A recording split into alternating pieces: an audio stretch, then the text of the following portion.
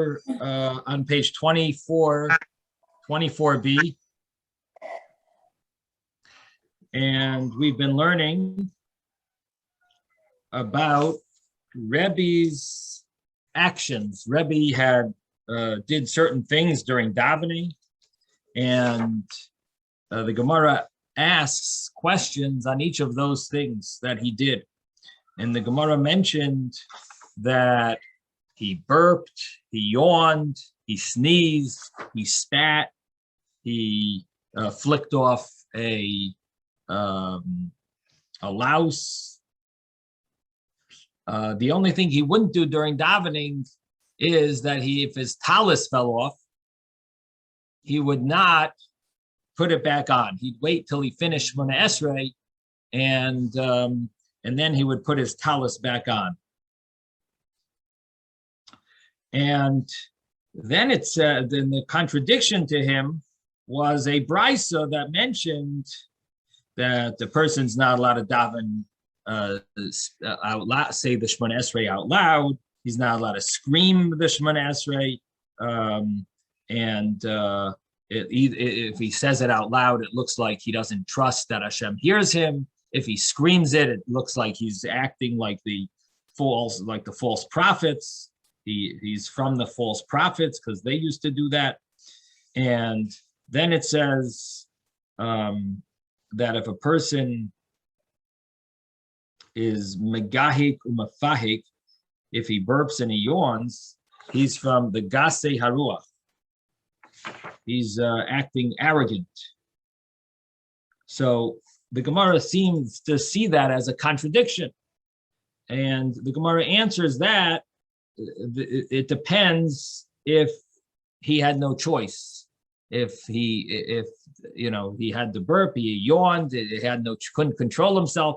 So that is why Rebbe did that during davening. But of course, if a person does it on his own choice, then it would be considered migasei haruach. Person is considered arrogant. Then the Gemara talks about misatesh, if a person sneezes bitfilasa, and on that the Gemara said that Rebbe did that, and the Brisa says that that's considered a siman ra, considered a bad sign, and some say it shows that he's disgusting.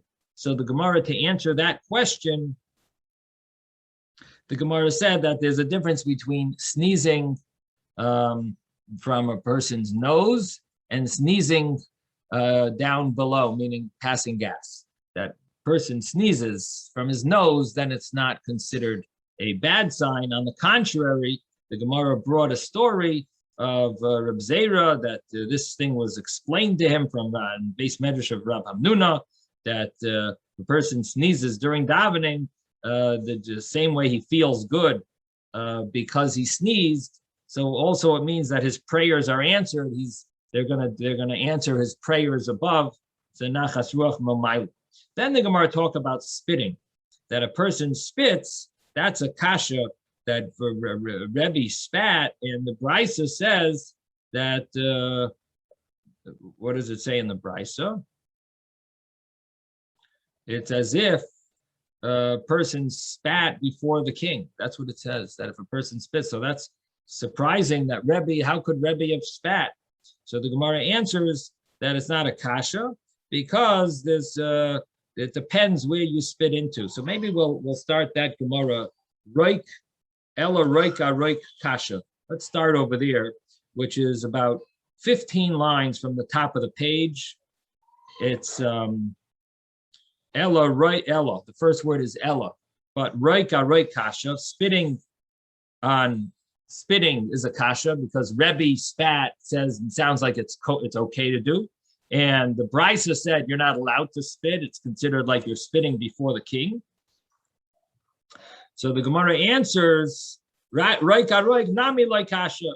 It's not a question spitting on spitting, meaning spitting where it says he did it, which means it's allowed. Spitting where it says you're not supposed to do it. Those two statements are not a contradiction, like kasha.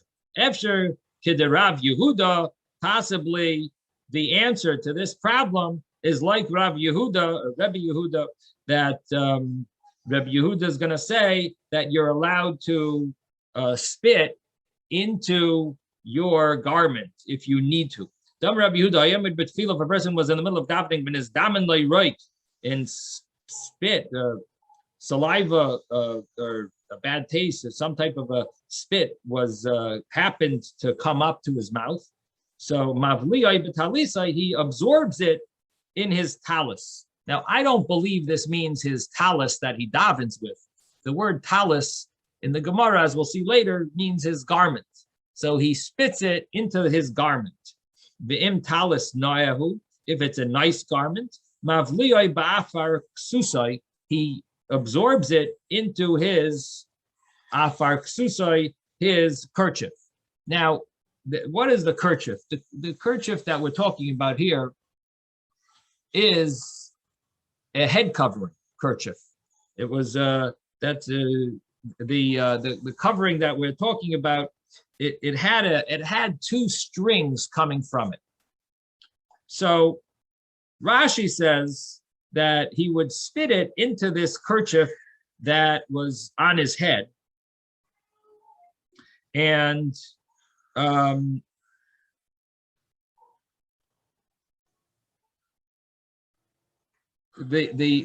sides of it had like strings of it that he would tie in front of him. So what it sounds like is he's spitting it into those strings that he's tying, and the commentaries ask a question on Rashi: how is it possible that it's going to get absorbed in those strings? So they have another explanation that we're not talking about his kerchief.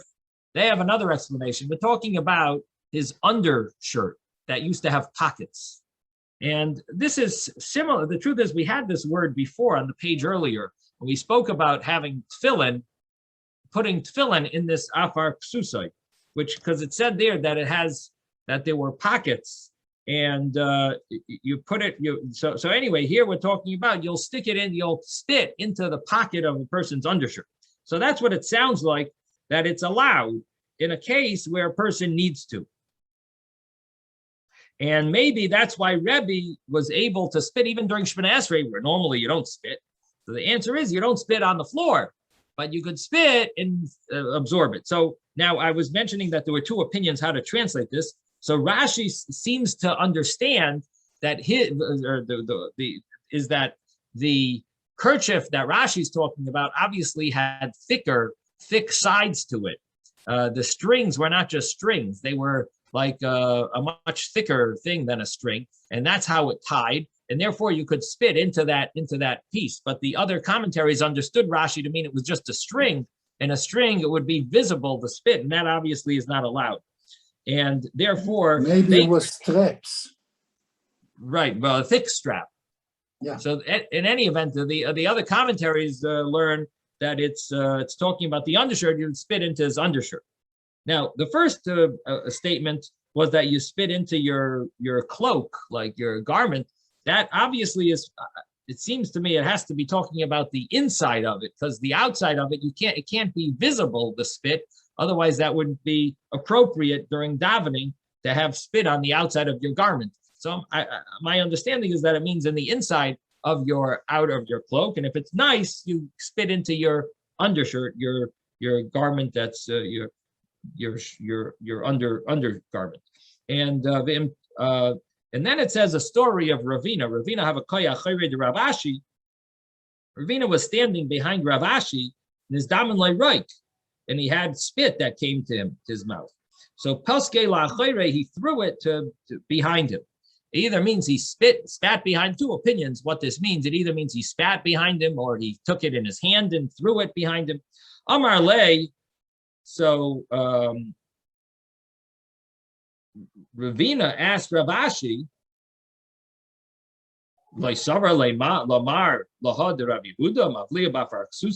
don't you hold of what Rav Yehuda says, that you're supposed to spit into, not throw it behind you, but spit it into a afar ksusai, into this whatever material it is. It's either this kerchief or it's the afar ksusai, the undershirt.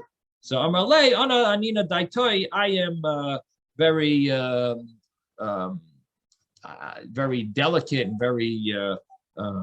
I have very, to me that's disgusting. What would the term be? I thought someone said something. I'm very fine, refined. I can't. It says here delicate sensibilities. Okay, that makes it better. I have delicate sensibilities. Anyway, I'm very refined, and I can't put it in my. I can't walk. I can't feel good with having it in my garment. Spit in this garment, this alpha ksusai.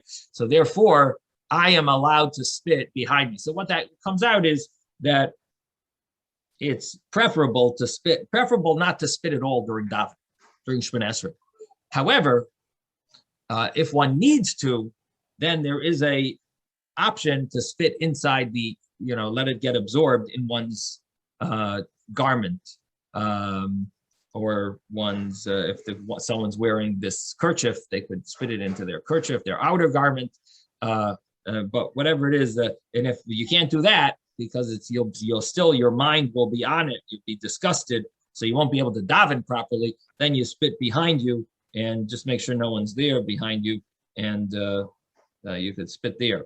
And that's the story here, and that's how we answer the questions on Rebbe.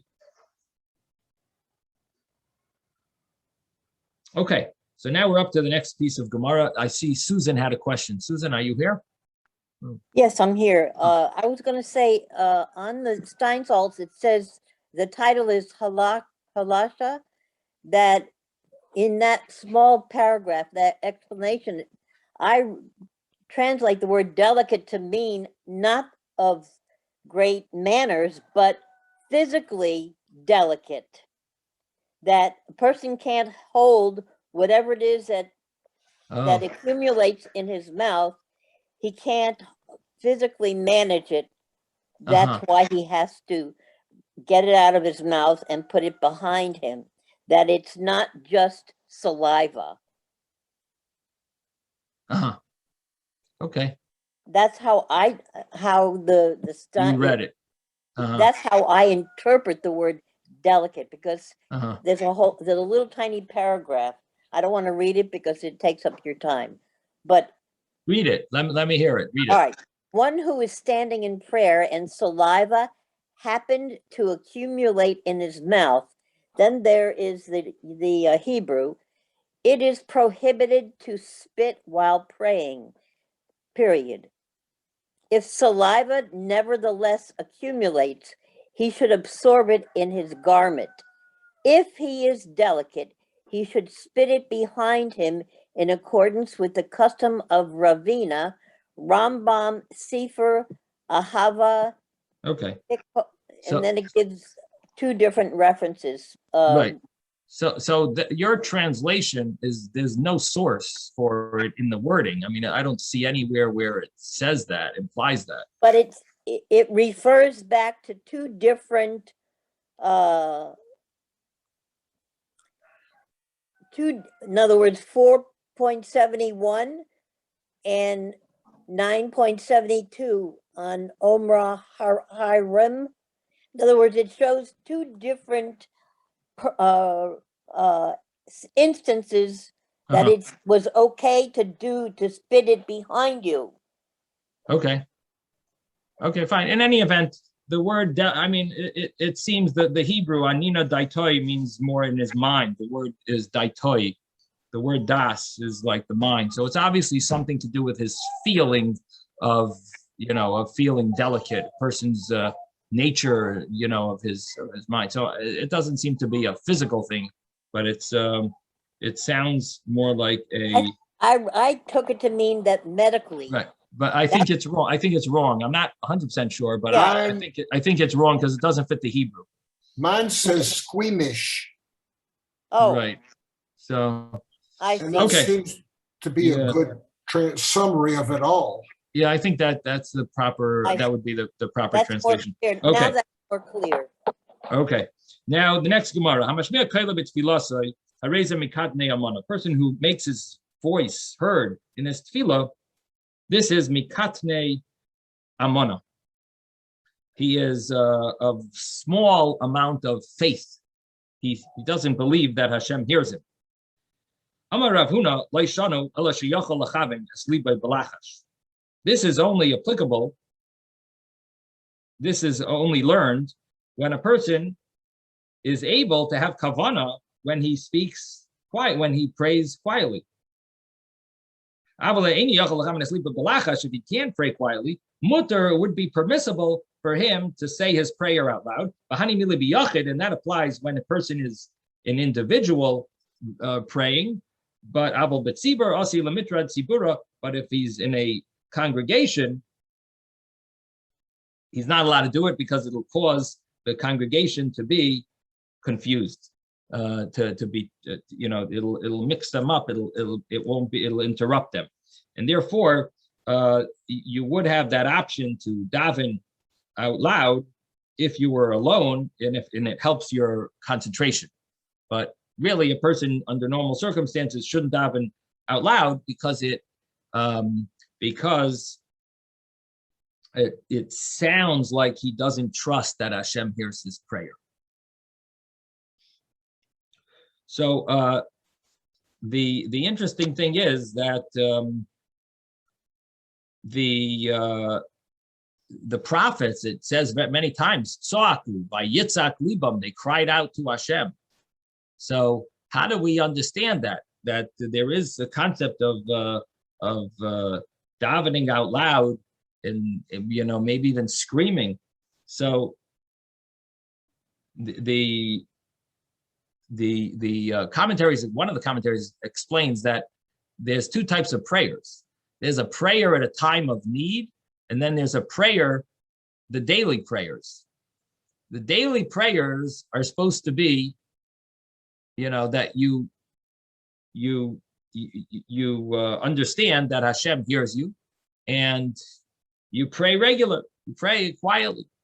But the prayers that are at a time of emergency, time of tzaras, that would have a different category, and that would be not a sign that you don't think Hashem hears you, but that would be more from your pain, from your tsar, from your suffering, that you're calling out to Hashem, from the danger, and that would be a situation where it sounds from the prophets that the prophets would have situations, that they would cry out in such scenarios to Hashem. And what's interesting is it mentions on Rosh Hashanah and Yom Kippur, that would be a time when a person would be allowed to daven out loud and to a certain extent. And this commentary mentions that's why, because on Rosh Hashanah Yom Kippur, that's like a time of great need, and therefore it would be allowed to, time you're being judged for the whole year, it's life and death. It would be a time to that you could daven more loud. Obviously, the custom is not to. In Shul, we don't really daven out loud at all, even Rosh Hashanah Yom Kippur, because of course it would ruin other people's concentration. Okay, the next Gemara, Rabbi Abba have a kameshtamet minei de Rabbi Yehuda. Rabbi Abba was hiding sort of from Rabbi Yehuda. Why? He didn't want to go to. He was like trying to avoid. He was avoiding Rabbi Yehuda. Because Rabbi Abba wanted to go up to Eretz Yisrael, and Rabbi Yehuda was against it. Omar Rabbi Yehuda said, if a person goes up from Bavel to Eretz Yisrael, is over baseh, you transgress a positive commandment. Shenemar, as it says, Bavel yuvu. To Bavel they shall be taken, v'shama yiyu, and there they shall be, ad yom pakti yosam, until the day that I remember them. Noam Hashem, says Hashem. So the way Rabbi Yehuda understands that verse is that we have a obligation. This is a verse from Jeremiah, so it's not a biblical obligation, but it's an obligation from the prophets that Rabbi Yehuda understands to mean that we have an obligation to be in Bavel, to be in Babylon, and we're not allowed to go back to Eretz Yisrael. Now, obviously, Reb Abba did not agree with that because Reb Abba was planning on going to Eretz Yisrael, and he didn't want to go to see, he was avoiding Reb Yehuda, who paskined his way, but obviously Reb Abba was not going to transgress any law, chas v'shalom. So obviously he had a different opinion of what the verse means. Now, the surprising thing is that the verse is talking about the first destruction of the Beis HaMikdash when the Jews were exiled to Babylon. And these rabbis are later on after the second destruction. So why should that verse have anything to do with not going to Eretz Yisrael after the second destruction of the second Beis HaMikdash? The verse says that during the first destruction of the Beis HaMikdash, you should stay in Babylon until I call you, till I remember you.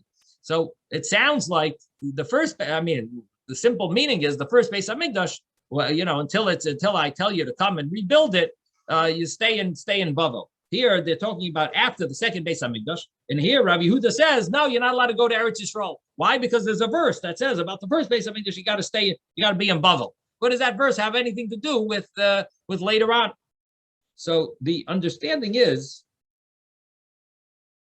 that Rabbi Yehuda somehow held that this applies whenever when we're in Gullus and when we're in exile, and somehow he felt as applicable. It's talking about the people that we're not supposed to travel to Eretz Yisrael. Of course, this is a minority view, but this seems to be Rabbi Yehuda's opinion. Rabbi? Yeah. I think I can understand that he doesn't want people to travel to Israel because God is trying to punish us by sending us to the Galut. And, okay, and right. if somebody is returning, he's easing up on his punishment. Right. Okay. That's an interesting thought. The only thing is, that would be understandable if in those days, if Eretz Yisrael was a thriving community. But I don't know. That's until God tells us we can return to Israel. Uh-huh. Well, okay. I mean, that that's the understanding that he feels that whenever we're in the Golus, right, we're not supposed to return without Hashem telling us. Right. But the Reb Abba obviously argued on that. Now, the easy reason why he argued was because that verse is applicable to the first exile, not to the second exile. The verse is talking about the vessels of the Beis HaMikdash that were taken, that's where they will be. It wasn't telling you what to do. It was saying the vessels of the Beis HaMikdash are going to be brought to, and they will be in Bavel. It's not necessarily a command. It's a statement, and it's not even about people. It's about the vessel. So that's Reb Abba's understanding, and so in any event, he was avoiding Rav Yehuda because he didn't want Rav Yehuda to tell him off that he's going to be traveling to Eretz Yisrael. Now, I did hear one explanation once that this is a sign that even when they rebuilt the second Beis HaMikdash, they didn't really consider it as if this was like a Beis HaMikdash. It was sort of like a substitute. It never really took on as the full meaning of the Beis HaMikdash because it was missing some of the major elements that were in the first Beis HaMikdash, some of the major holy things that were in the first Beis HaMikdash. And because of that, this Gemara, this statement of Rav Yehuda that he says this verse still applies, it could be because he felt it applied because even the building of the second Beis HaMikdash was not considered a complete returning of the of the Jewish people. So it's almost like he felt like after the second Beis HaMikdash was destroyed, we're really still in the first destruction now. We had a temporary relief. It wasn't a permanent relief. It was a temporary relief. But we're really still in the first Beis HaMikdash. It's an interesting insight that I heard once in a shir. Yes, Ben. Yeah, because I understand it the same way, because it was ordered, the return was ordered by a goy, not by a Jew or not by Uh-huh. God, you know. It was ordered by the king of Persia, wasn't it? Well, But the it was thing also by, is, it was also there were by- there were prophets that were involved, like Ezra and Nehemiah. So there were great prophets that were very involved in the return. Now it was permitted by the king, but I don't know that you can say that it was it was initiated, by the king. They obviously asked if they could rebuild the temple. So I would think that the Jewish people were initiated in, and I would think that the prophets had some type of prophecy about it. I'm not an expert in the prophets, but I believe that I might even say something about it. But it's something to look into. Interesting point that you make. Yes, Susan. When you say it was like the second temple was not considered a real Permanent was temple. not permanent, It was a little because more. things Yeah. were the artifacts were missing. There were some items that were missing from the temple. Where I'm not were gonna, they? Where were these? Persia. they were taken by And they were either lost. hidden, or they were either hidden, or they were actually hidden. Yeah. Yeah. So and we Achashverosh used never them. found those artifacts. Is that correct? Right. They're hidden. We will Okay. have the third Beis Hamikdash is going to be a permanent Beis Hamikdash. Yeah. But there is such a thought. Again, it's an interesting insight, and it touches upon this. This Gemara seems to touch upon that thought. Although it's not a definite proof to it. It doesn't fully prove that that's true. In other words, it's true that it was missing certain holy items. The major Right. holy items were missing from the second Beis Hamikdash, but does that mean that it wasn't considered a permanent Beis Hamikdash? The simple understanding is that it was. We had the first Beis Hamikdash, we had the second Beis Hamikdash. Both of them were considered permanent. But there is an idea. You see the concept that there is that to a certain extent it wasn't fully permanent. It wasn't It was like an there's original. In other words, it was not built with the original stones. It was not. In other words, it was missing all something. There was something missing, and therefore you could possibly Wrong. call the second exile still part of the first exile. That's all. Yeah. I see. It's such a thought that's It's a stress. discussed. Okay. Okay. So then the Gemara says, Amar Ezel ve'eshma minei milsa mi beis vada. Let me go and hear something from the Beis Medrash, from the house of where the group is. Vad means a group. Let me go hear something. Rashi tells us it means he's going to stand outside. He doesn't want to go in because he's afraid of Yehuda. So Beis Vada. V'hadar apik, and then I'll go out. So then I'll leave. Then he found that there was a Tana teaching in front of Rabbi Yehuda. And what that means is the Tana was someone who repeated brises. He would repeat statements, teachings in front of the rabbi, and the rabbi would expound on them. So he would be like the memory. He would memorize everything. So he went and he found this Tana was teaching in front of Rabbi Yehuda. And this is the teaching that he heard. If a person was in the middle of davening, and he passed gas, he has to wait until the smell leaves before he can continue davening. And then he goes back to his davening, where he stopped. And some say, if a person was in the middle of davening, he needs to pass gas, he has to go backwards 4 amos, means he has to leave the place where he's standing 4 amos, 6 to 8 feet. And then he passes gas. And he waits until the smell leaves.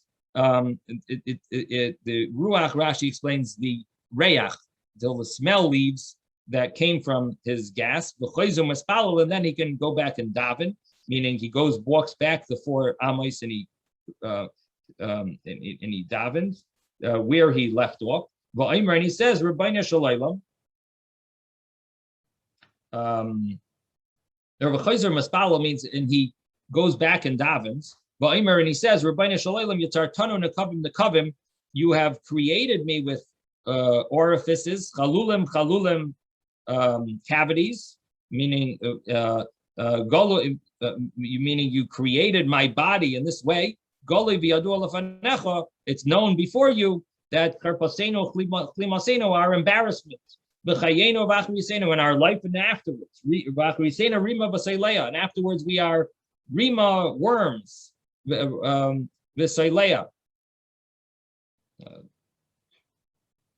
Afterwards we are how does it translate rima? It says you have formed us with many orifices. Maggots, worms and maggots. No, I got it. Worms and maggots. And in life are clear Susan, for you. As Susan, is I have it. Rima v'seileya. Rima is worms and Teileya is maggots. Maggots and worms. So, but it's our destiny. So that's the word. That's the words that one recites. The prayer one recites after he had to leave the Shemona Esrei to pass gas. Amalei ilo loy basi el l'shmaya davar zeh. So I'm sorry, I skipped 3 words. Umaschel mimakam shepasak, and he goes back to the place where he stopped, and he davens, and he goes back to that to where he's holding in the davening. So Amar Lei, so he said to him, Ilu loy basi el l'shmaya davar zeh. If I only came to hear this thing, it would have been enough. Meaning this was a very important teaching that he felt that a person would be allowed to stop in the middle of Shemona Esrei and recite a prayer, and it wouldn't be considered wrong. In other words, that he says this in the middle of Shemona Esrei, he says this prayer. So he said that was a very great teaching, so something surprising to me.